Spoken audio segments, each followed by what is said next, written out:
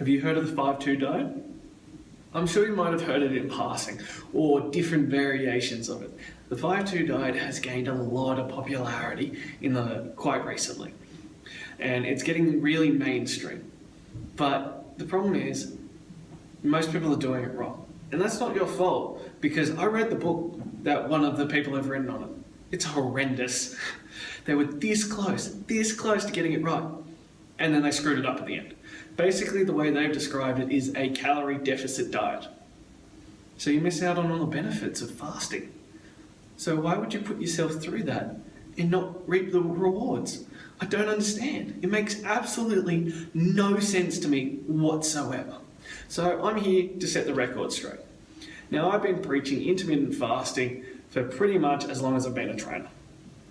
It has been my favourite style of losing weight, getting healthy, trimming up, toning, all that kind of stuff. It is absolutely fantastic. Basically, for most people, unless you have diabetes, this is the one to go to. It's super simple, it's super straightforward, and super effective. So what's not to like about it? So when it comes to intermittent fasting, what you need to do is you need to complete a 24-hour fast. That means no food, no liquid calories. All you are drinking is water and maybe, if you really get desperate, a black tea. That's it. Or if you want to up it a little bit in terms of the metabolic rate and you're going to work out, have a black coffee. But no food. Don't drink soft drink, don't drink juice, don't drink anything along those lines. It'll mess it up. And this is where the 5-2 diet gets it wrong. So in the one that's described, what it is they're making it a calorie deficit. So what is a calorie deficit? It's where you eat less calories than it takes to keep your body alive. So for example, on average, most people say you need about 2,000 calories per day to maintain your current body mass. So to burn fat or lose weight, you have to consume less food than you burn throughout the day.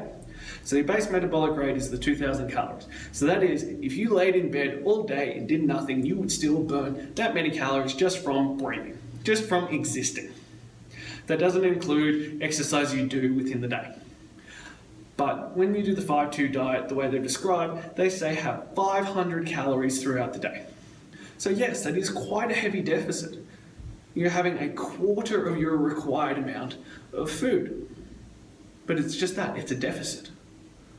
It's not actually fasting. It's not actually getting the benefits of fasting, which is what you really want.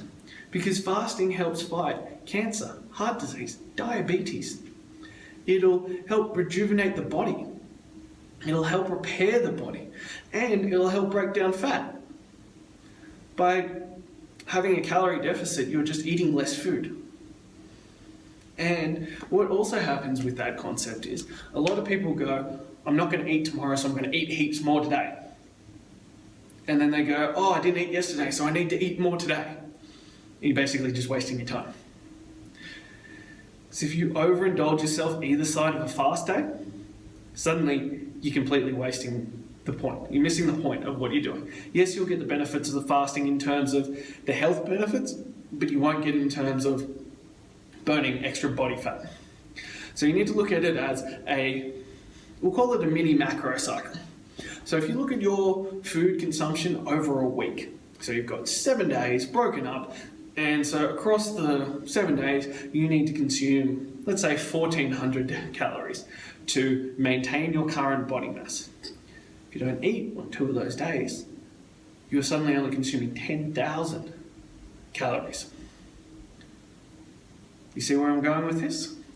So if you then, on the other 2 days, so, say you fast Tuesday. On Monday, you have 3,000 calories, and on Wednesday, you have 3,000 calories.